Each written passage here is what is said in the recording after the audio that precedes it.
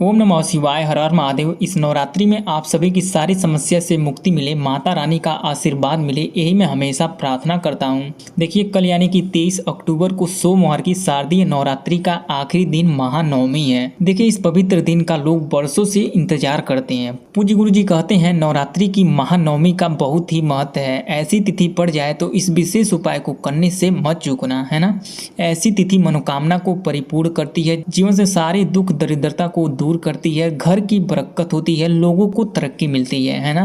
पूज्य गुरु जी कहते हैं यदि कोई 9 दिन तक न पूजा न व्रत किया हो, लेकिन आज के दिन मात्र एक कार्य कर लें, पूरी नवरात्रि का फल मिलेगा, है ना। पूज्य गुरु जी कहते हैं यदि आपकी कोई मनोकामनाएं हैं जो काफ़ी दिनों से परिपूर्ण नहीं हो रही है, बहुत पूजा को कर लिए, बहुत व्रत को रख लिए, फिर भी पूरी नहीं हुई, तो इस विशेष तिथि पर इस विशेष उपाय को एक बार कर लेना, आपकी अधूरी मनोकामनाएं परिपूर्ण हो जाएगी। पूज्य गुरु जी कहते हैं यदि घर में कलेश है, छोटी छोटी बातों पर लड़ाई झगड़े हो जाते हैं, कभी पति पत्नी में, कभी बहू सास में, तो कभी देवरानी जेठानी से, तो आपको इस विशेष उपाय को जरूर करना चाहिए।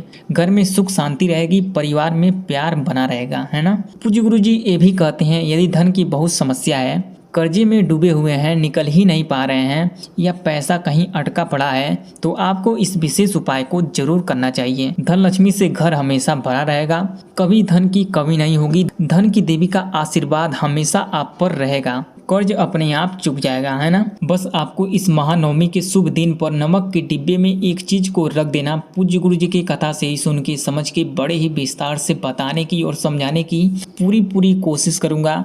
अगर आप इस नवरात्रि के महानवमी पर माता रानी जी का कृपा पाना चाहते हैं तो वीडियो को लाइक करें और चैनल को सब्सक्राइब करें और कमेंट में जय माता रानी जय धन की देवी अवश्य लिख दें। देखिए, इस पूरे वीडियो में पूज्य गुरु जी के बताए गए 3 बहुत ही खास उपाय को बताऊंगा। वीडियो को पूरा जरूर देखिएगा और समझने की कोशिश कीजिएगा। पहला उपाय बहुत ही खास है। धन की सारी समस्या समाप्त होगी, माता रानी जी का आशीर्वाद मिलेगा, जिससे जीवन में तरक्की मिलेगी, कर्ज समाप्त होगा, धन की देवी माता लक्ष्मी जी का आशीर्वाद मिलेगा, है ना। इस वीडियो में 3 बहुत ही खास उपाय को बताऊंगा। तीनों ही उपाय बहुत ही खास हैं। जैसे आपके चाहते हैं, जो आप चाहते हैं वो वाला उपाय को कर सकते हैं। वीडियो को पूरा जरूर देखिएगा, बहुत ही विस्तार से आपको समझाऊंगा और बताऊंगा। तो पूज्य गुरु जी के बताए गए पहले उपाय को समझ लेते हैं कि इस उपाय को कैसे करना है, मिलेगा क्या, बेनिफिट क्या होगा, है ना। देखिए, इस उपाय को करने के लिए गुरु जी ने क्या क्या लेने के लिए बोले हैं। सबसे पहला चीज आपको लेना है फूल। जी हाँ, आपको 3 अड़हुल का फूल को ले लेना है। देखिए, अड़हुल का फूल माता रानी जी को बहुत ही प्रिय है। आपके यहाँ पता नहीं इस फूल को किस नाम से जाना जाता है, लेकिन मेरे यहाँ अड़हुल फूल के नाम से जाना जाता है। आपके यहाँ जिस नाम से जाना जाता है वो नाम हमें कमेंट करके जरूर बताएं, है ना। देखिए, इस नवरात्रि में इस फूल का बहुत ही महत्व है और आपको लेना है 1 गिलास शुद्ध जल।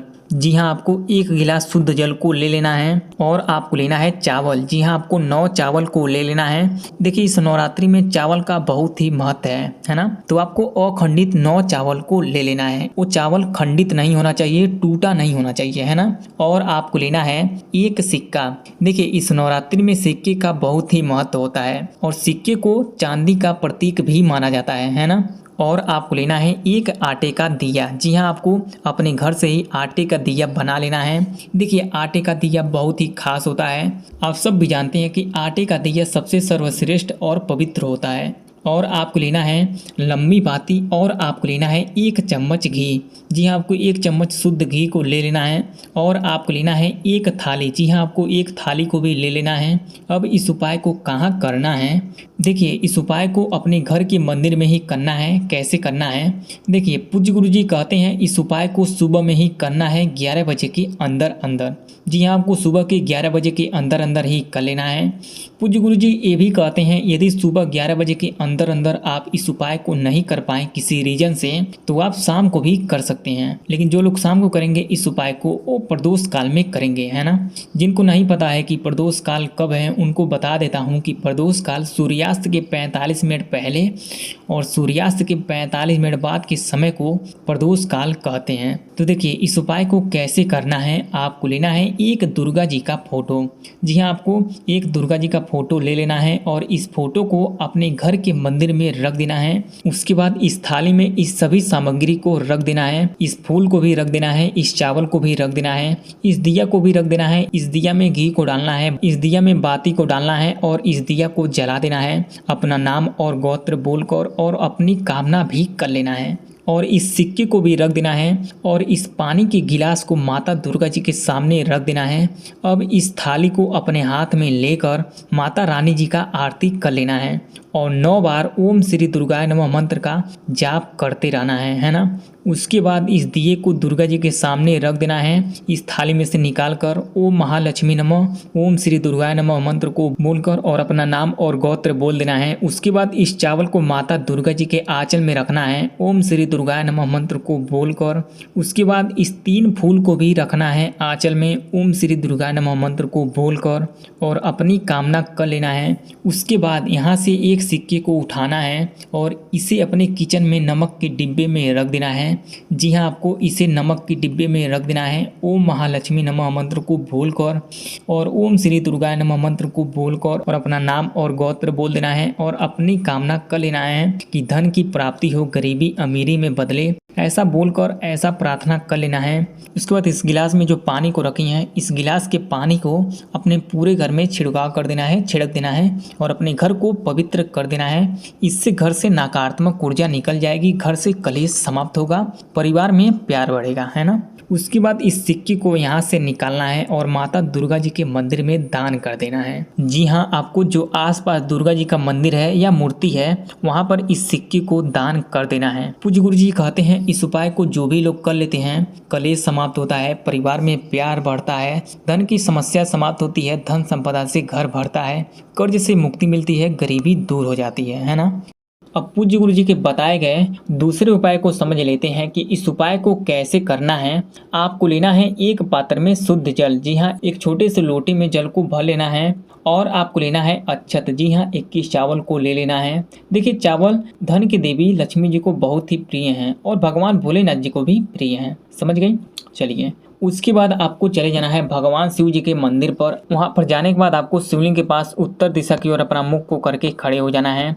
अब आपको क्या करना है, इस 21 चावल में से 9 चावल को दाहिने हाथ में लेना है और इस लोटे के जल में से थोड़ा सा जल को भी लेना है और अपना नाम और गोत्र बोल देना है। उसके बाद इस चावल को शिवलिंग पर जलाधारी के स्थान पर रखना है। ओम नमः शिवाय मंत्र को बोलकर और अपना नाम और गोत्र बोल देना है और अपनी कामना करके कि मेरी ये मनोकामना है इसे पूरा करें, ऐसा आपको बोल देना है, प्रार्थना कर लेना है। उसके बाद इस चावल को इस लोटे के जल में डाल देना है, अपना नाम और गोत्र बोलकर और अपनी कामना कर लेना है। उसके बाद इस लोटे के जल को शिवलिंग पर शिव जी के स्थान पर समर्पित करना है। ओम नमः शिवाय श्री शिवाय नमस्तुभ्यं मंत्र को बोलकर और अपना नाम और गोत्र बोल देना है और इच्छा पूरी हो, ऐसा प्रार्थना कर लेना है। उसके बाद शिवलिंग के पास 2 मिनट तक बैठकर ओम नमः शिवाय पंचाक्षर मंत्र का जाप कर लेना है। पूज्य गुरु जी कहते हैं इस उपाय को जो भी लोग कर लेते हैं उनकी अधूरी मनोकामनाएं परिपूर्ण हो जाती है। अब पूज्य गुरु जी के बताए गए तीसरे उपाय को समझ लेते हैं कि इस उपाय को कैसे करना है। आपको लेना है 9 चावल, जी आपको 9 साबुत चावल को ले लेना है और आपको लेना है पीला चंदन, थोड़ा सा पीला चंदन को ले लेना है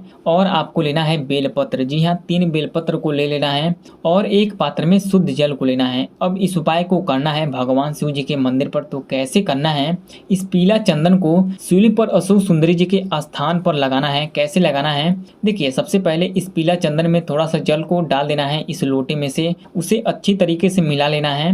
फिर अशोक सुंदरी की जगह पर कुछ इस प्रकार से लगा देना है और मन में अपना नाम और गोत्र बोल देना है और ओम महालक्ष्मी नमः मंत्र को भी बोल देना है। उसके बाद इस 9 चावल में से 3 चावल को अपने दाहिने हाथ में लेना है और ओम नमः शिवाय मंत्र को बोलकर और अपनी कामना बोलकर अशोक सुंदरी जी के स्थान पर रख देना है, चढ़ा देना है, समर्पित कर देना है। फिर 6 चावल में से 3 चावल को अपने दाहिने हाथ में लेना है और इस चावल को गणेश जी के स्थान पर रखना है। उसके बाद ओम गंग गणपते नमो नमः मंत्र को बोल देना है और अपना नाम और गोत्र बोल देना है और इस 3 चावल को इस लोटे के जल में डाल देना है और अपना नाम और गोत्र बोल देना है। अब इस एक बेलपत्र को अशोक सुंदरी जी के स्थान पर रखना है। श्री शिवाय नमस्तुभ्यं मंत्र को बोल के इस बेलपत्र की डांडी को अपने तरफ करके रखना है, समझ गई।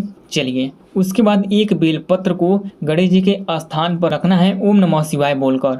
और अपना नाम और गोत्र बोल देना है और बेलपत्र की ये जो डांडी है ये आपकी तरफ होना चाहिए। उसके बाद इस बेलपत्र को इस लोटे के जल में डाल देना है, अपना नाम और गोत्र बोलकर और अपनी कामना भी बोल देना है। उसके बाद इस लोटे के जल को शिवलिंग पर महादेव जी के स्थान पर समर्पित करना है, चढ़ाना है अपना नाम और गोत्र बोलकर, है ना। और इस लोटे के जल को धीरे धीरे समर्पित करना है और भगवान भोलेनाथ जी से प्रार्थना कर लेना है कि घर में खुशियां प्रवेश करें, सारी नकारात्मक ऊर्जा निकले, ऐसी प्रार्थना कर लेना है।